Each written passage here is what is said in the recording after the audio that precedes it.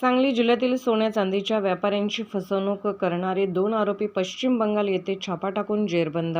आटपाडी गावातील सोन्या चांदीचे व्यापारी यांनी गौतम दास या कारागिरास वेळोवेळी चोख सोने देऊन त्या सोन्याचे दागिने बनवण्याकरता दिले होते। सदरचे सोने घेऊन गौतम दास हा त्याच्या साथीदारासह पळून गेला असून सदर आरोपीने सांगली जिल्ह्यातील सोन्या चांदीचे व्यापारी यांच्याकडून 3.5 किलो चोख सोने घेऊन त्याचे दागिने बनवून देतो असे म्हणून सदरचे सोने घेऊन पळून जाऊन फसवणूक केल्याबाबत आटपाडी पोलीस ठाण्यास वरीलप्रमाणे गुन्हा दाखल करण्यात आला आहे।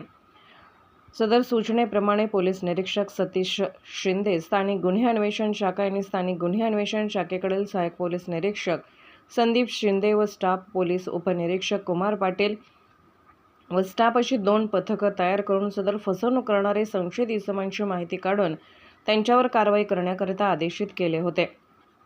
त्या अनुषंगाने स्थानिक गुन्हे अन्वेषण